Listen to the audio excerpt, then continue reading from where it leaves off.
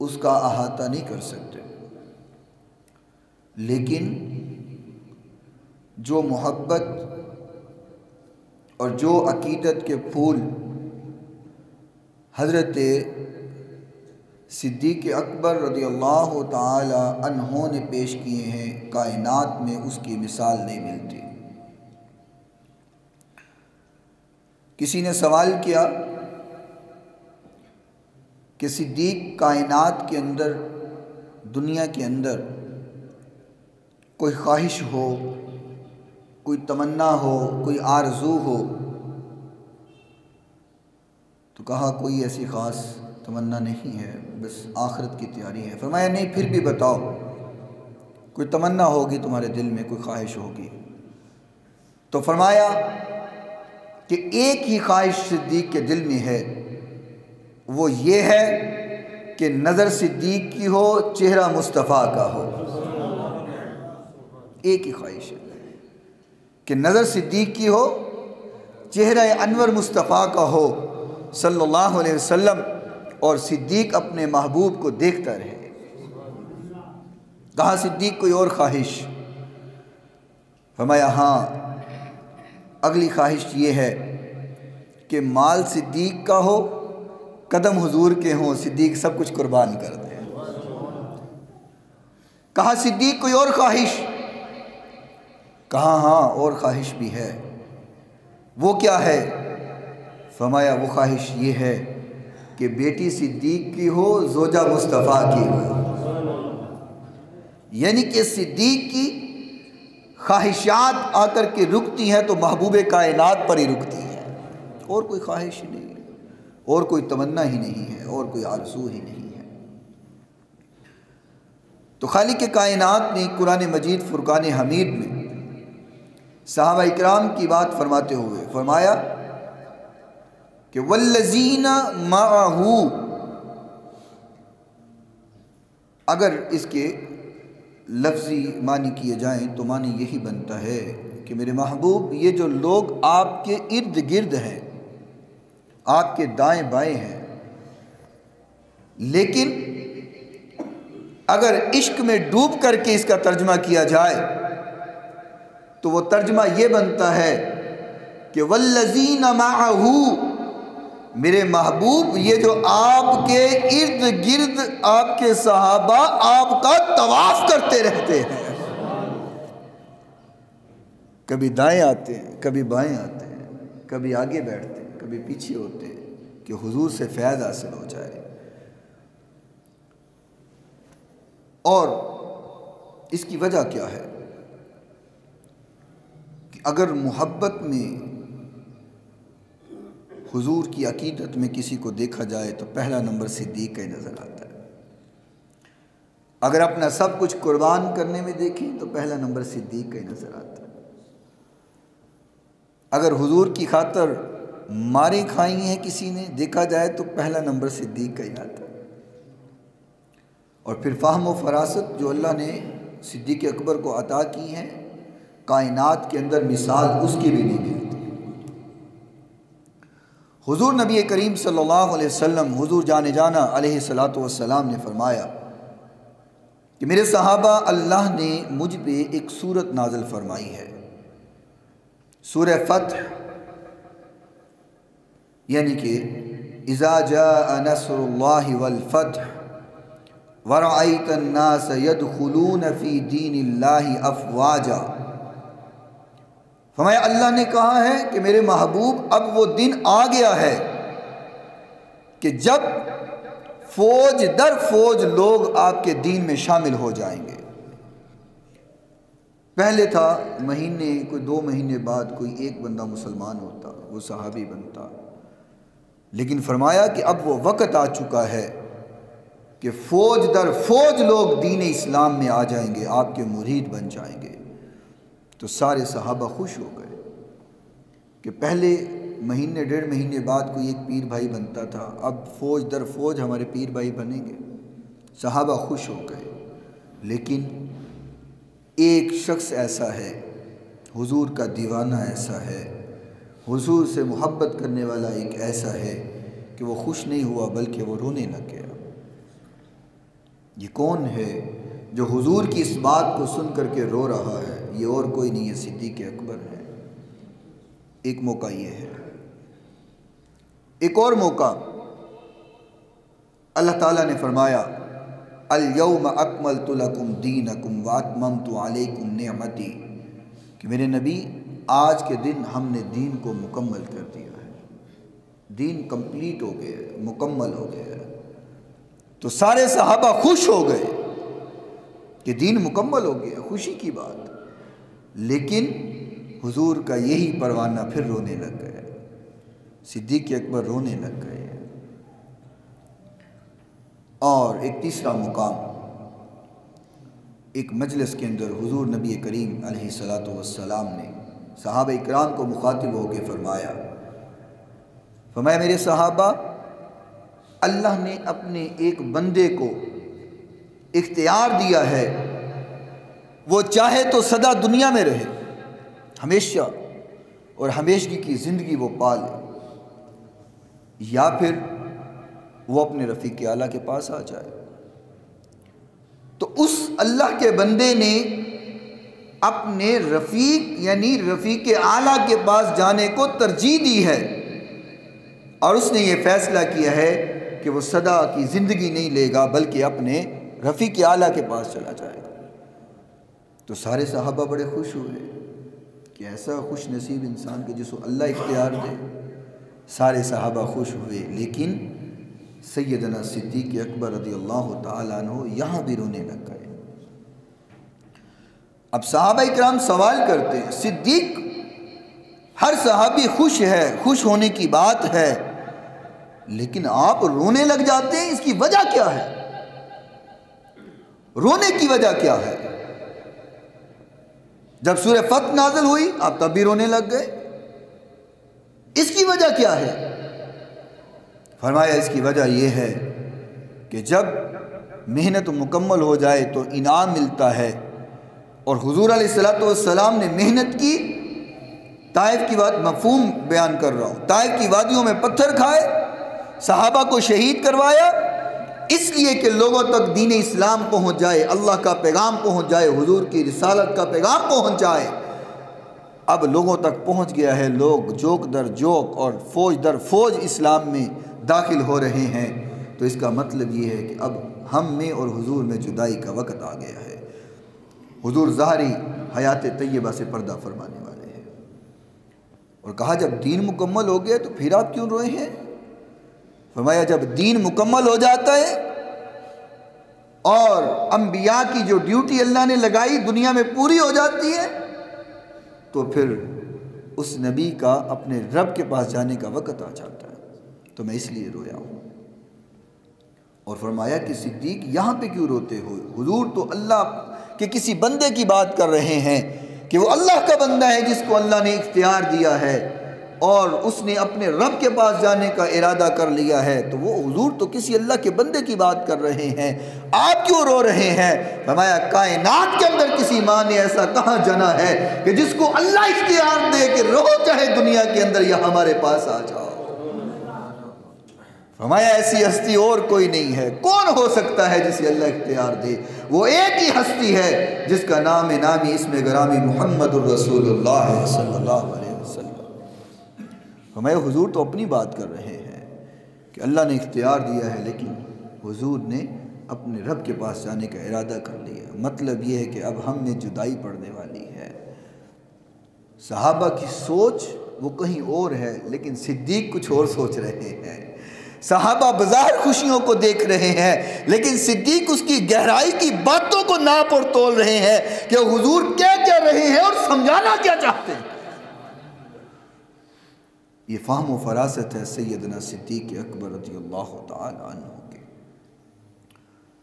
اب مسئلہ یہ ہے کہ حضور علیہ السلام ظاہری حیات طیبہ سے پردہ فرمانا ہے، تو پیچھے خلافت کس کو دی جائے، خلیفہ کون بنے گا، امیر المؤمنین کون بنے گا، اور امارت کے فرائض کون سنبھالے گا؟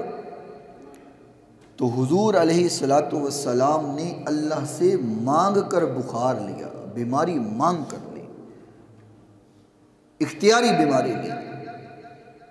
اب اس کی کیا وجہ تھی کہ حضور نے اللہ سے مانگ کر کے بیماری لی ہے۔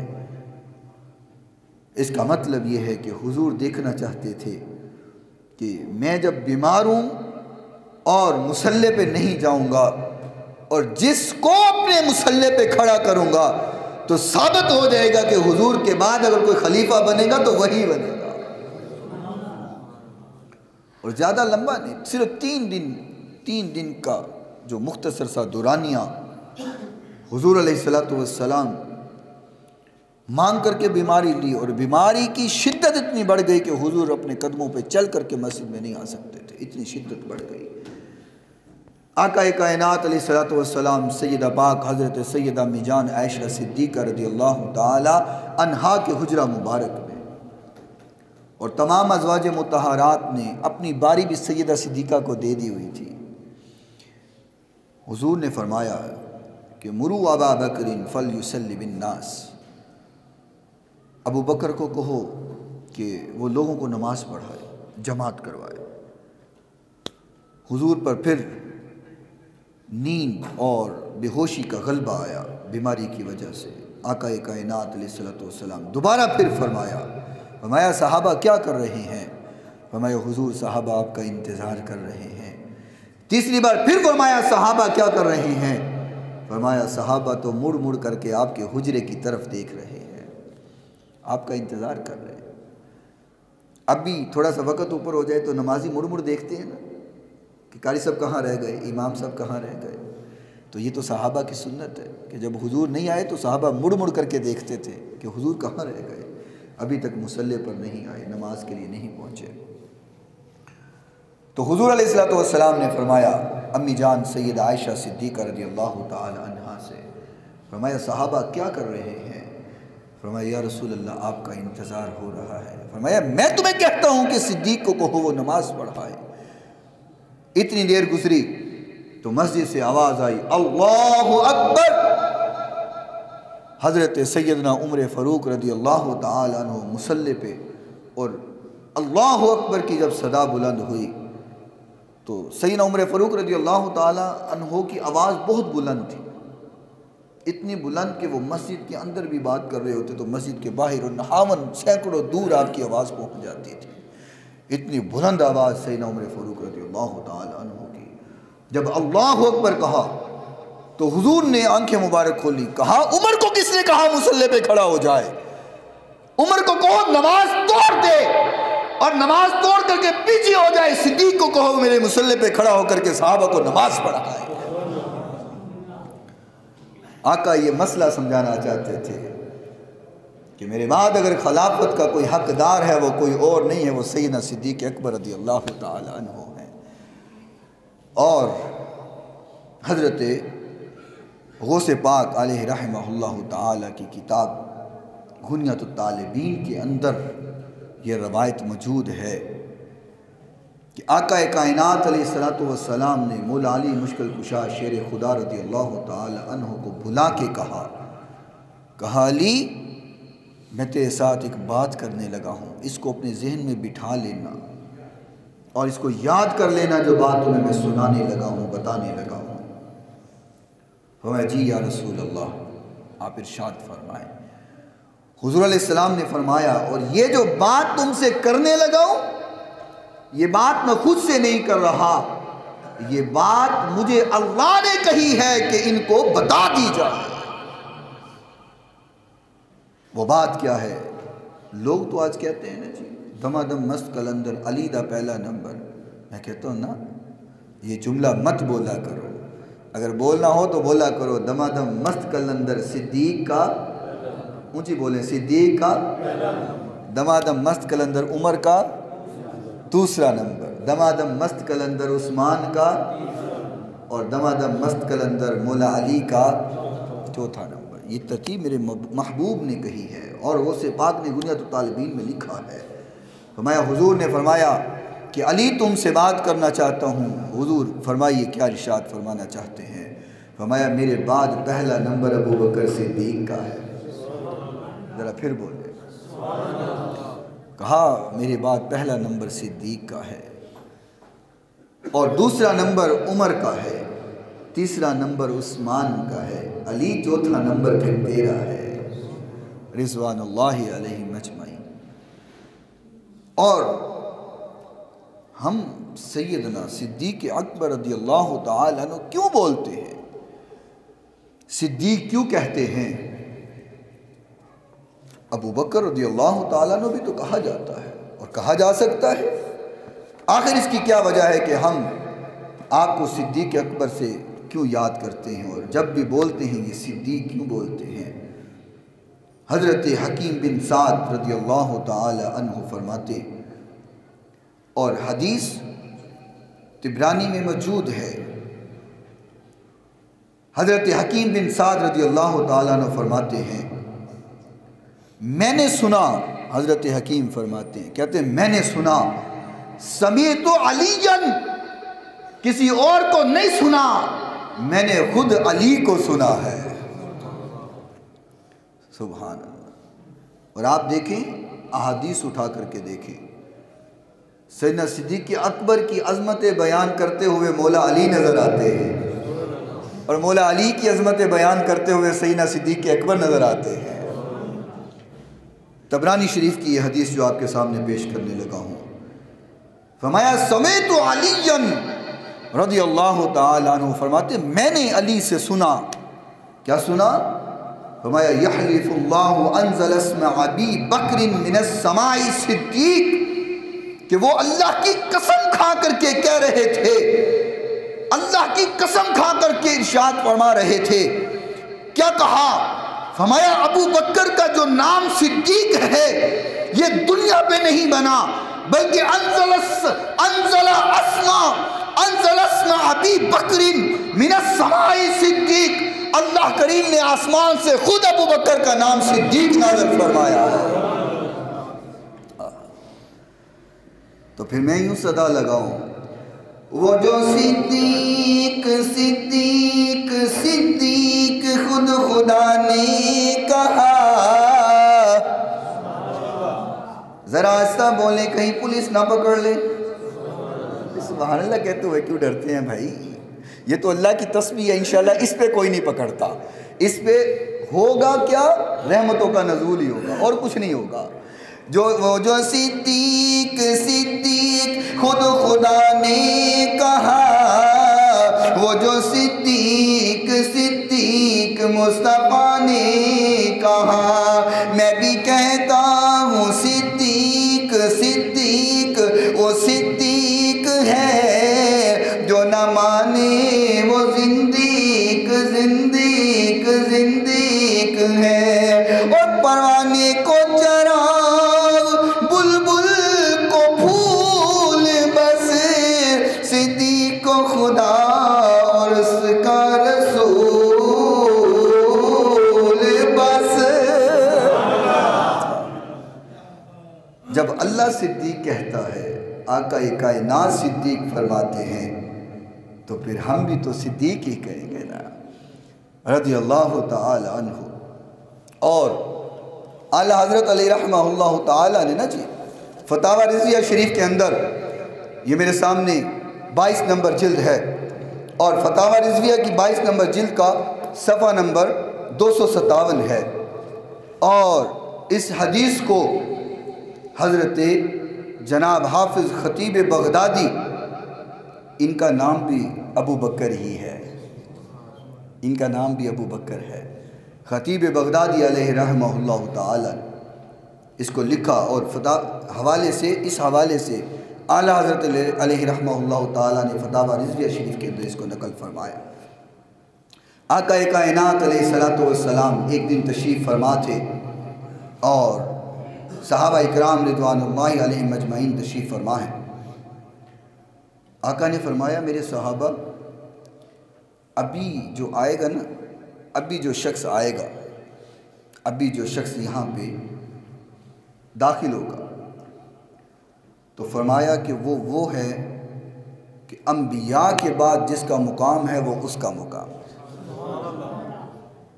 تمام نبیوں کا جو مقام ہے، فرمایا اس کے بعد اس روح زمین کے اوپر اللہ نے اگر کسی کو بہترین بنایا ہے تو وہ اس شخص کو بنایا ہے. یہ فتاوی رضویہ سے پوری روح زمین کے اوپر انبیاء کے بعد اس سے بڑھ کر کے کوئی عظمت والا نہیں، کوئی فضیلت والا نہیں، کوئی مقام والا نہیں، کوئی شان والا نہیں. تو صحابہ اکرام رضوان اللہ علیہ مجمعین فرماتے ہیں کہ جب حضور نے یہ فرمایا تو ہم متوجہ ہو گئے، پوری توجہ کے ساتھ بیٹھ گئے کہ یہ کون سا خوش نصیب آنے والا ہے جس کو یہ مقام ملنے والا ہے. فرمایا کہ کچھ دیر گزری. حضرت جابر رضی اللہ تعالی عنہ فرماتے ہیں کہ کچھ دیر جب گزری تو ہم نے دیکھا وہ آنے والا کوئی اور نہیں تھا، وہ سیدنا صدیق اکبر رضی اللہ تعالی عنہ،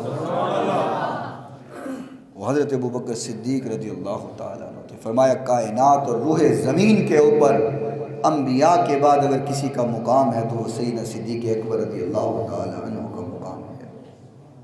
جب سیدنا صدیق اکبر آئے تو حضور علیہ السلام، حضرت جابر فرماتے ہیں حضور علیہ السلام سیدنا صدیق اکبر کے استقبال میں کھڑے ہو گئے. ساری کائنات میرے محبوب پیغمبر علیہ السلام کے لیے ادب میں کھڑی ہو جائے. آج ہم بھی تو ادب میں کھڑے ہو کر کے حضور کے سلام پڑھتے ہیں. ساری کائنات حضور کے لیے کھڑی ہوتی ہے، میرا محبوب صدیق کے لیے کھڑا ہوتا ہے.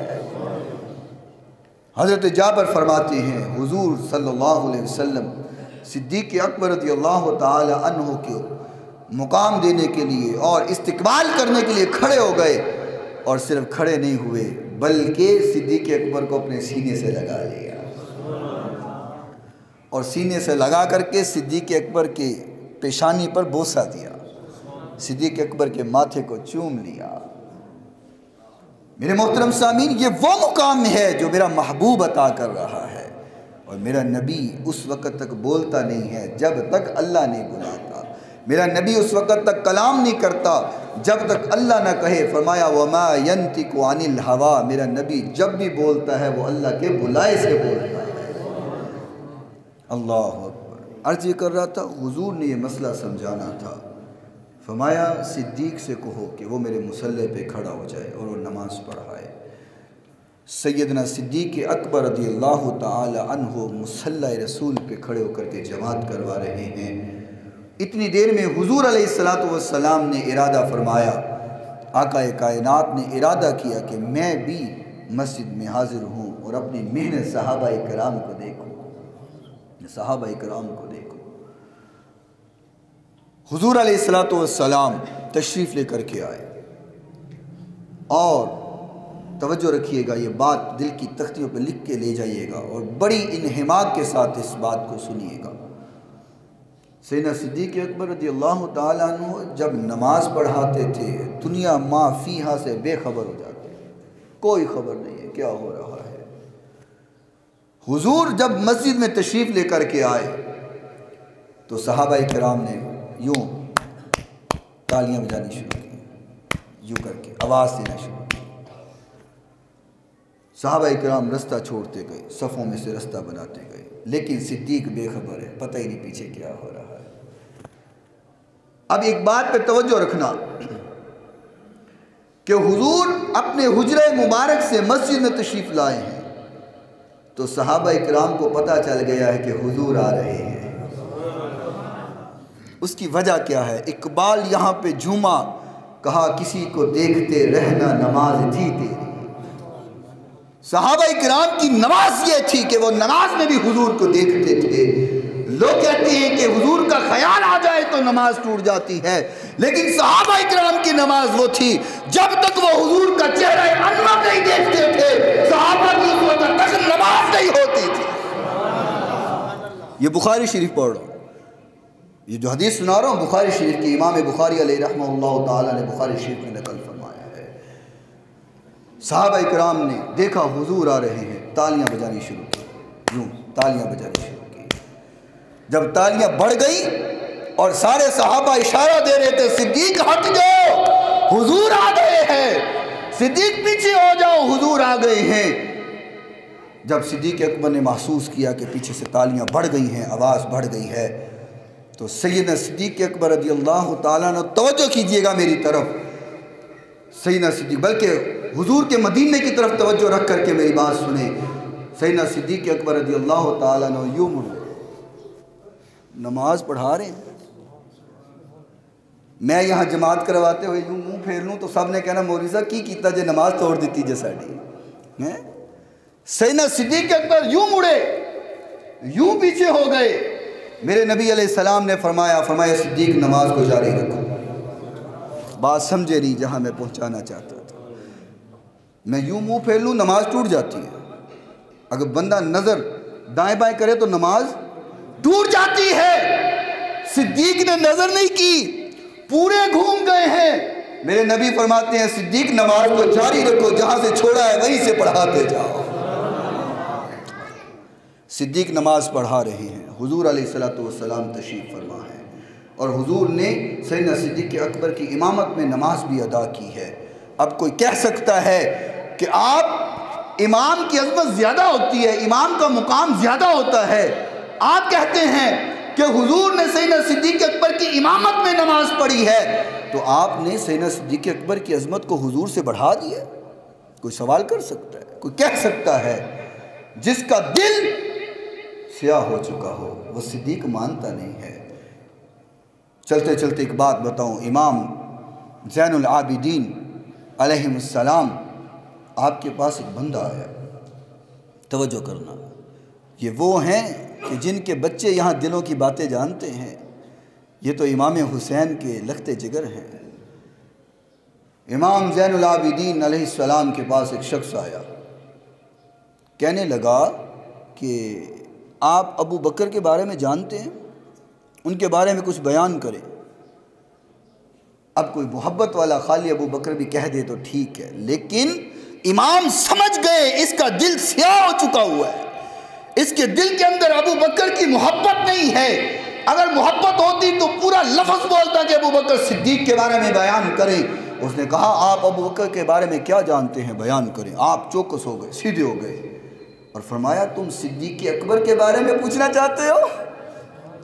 جان گئے تھے اس کا دل سیاہ ہے، اس کے دل میں محبت نہیں ہے۔ وہ کہتے ہیں ابو بکر کے بارے میں بتاؤ۔ آپ نے کہا تم صدیق اکبر کے بارے میں بات کرنا چاہتے ہو؟ اب یہ تو جل گیا، اس کا دل سیاہ تھا اور اس کے دل میں صدیق اکبر کی محبت نہ تھی، یہ تو جل گئے، راگ ہو گیا۔ کہنے لگا آپ بھی اس کو صدیق کہتے ہیں؟ امام زین العابدین سے یہ کہتا ہے، کہتا آپ بھی اس کو صدیق کہتے ہیں اور صدیق سمجھتے ہیں؟ فرمایا تیری ماں تجھے روئے جس کو اللہ صدیق کہے، میں صدیق کیوں نہ کہوں؟ جس کو مصطفیٰ صدیق کہے، میں صدیق کیوں نہ کہوں؟ فرمایا جس کو اللہ اور اس کا محبوب صدیق کہتا ہے، میں صدیق کیوں نہ کہوں؟ اور فرمایا کہ میں تجھے ایک رائے دیتا ہوں، تجھے ایک مشورہ دیتا ہوں اور تیری نصیحت کرتا ہوں، اگر تو چاہتا ہے کل قیامت کا روز تیری بخشش ہو جائے، کل قیامت کا روز تجھے جنت کا داخلہ مل جائے، اور کل قیامت کا روز تجھے حضور کا ساتھ مل جائے، تو فرمایا صدیق سے محبت کر، صدیق سے پیار کر، اگر تجھے جنت نہ ملی تو میرا گریبان پکڑ لینا۔ یہ اہل بیت کا گھرانہ ہے، یہ اہل بیت ہے، میرے نبی کا گھرانہ ہے۔ صدیق کی عظمت کو بیان کیا ہے تو اہل بیت نے کیا ہے، حضور کے گھرانے والوں نے کیا ہے۔ صدیق کے مقام کو بیان کیا ہے، میرے نبی کے گھر والوں نے کیا ہے۔ آج کوئی کالے دل والا، کالے اور سیاہ اعمال والا اٹھ کر کے کہے کہ صدیق کا مقام نہیں ہے۔ آپ نے میڈیا کے اوپر سنا ہوگا، ایک کلپ بڑا جاری جو چل رہا ہے، اس نے میڈیا کے اوپر آ کر کے بولا ہے کہ معاذ اللہ صدیق نے تو باغ فدق کے اندر سیدنا صدیق اکبر نے تو اہل بیت کے ساتھ انصاف نہیں کیا، دھوکہ کیا ہے، زیادتی کی ہے۔ تو میرے محترم سامعین، جس کو اہل بیت جس کی اتنی عظمت بیان کر رہے ہیں، کیا وہ دھوکہ کر سکتے ہیں؟ اور یاد رکھنا، کبھی بھی امام اور خطیب دھوکے باز نہیں ہوتا۔ جو دھوکے باز ہو وہ امام اور خطیب نہیں ہوتا۔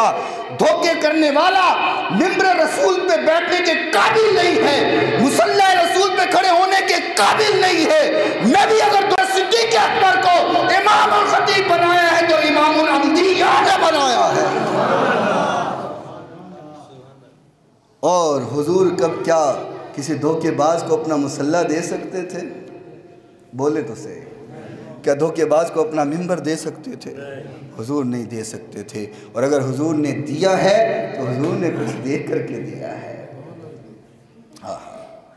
آخر میں صدا لگاؤں، چارے یارے نبی دے پیارے نے، ہولی ہولی بولو ذرا، چارے یارے نبی دے پیارے نے، کوئی دسے نہ اینا چارہ ورگا تے نہ اس دھرتی پیدا کیتا، ان جان نثارا ورگا چار یار نبی دے پیارے نے، نہ کوئی ہویا نہ کوئی ہو سی ان چارہ یارہ ورگا، تے اعظم شان اس دی میں کی دسا، ایکو یار ہزارہ ورگا، اعظم شان اس دی میں کی دسا، ایکو یار ہزارہ ورگا، چار یار نبی دے پیارے نے۔ اللہ رب العزت ہمیں صحابہ کی عظمت سمجھنے کی توفیق عطا فرمائے۔ وآخر دعوانا ان الحمد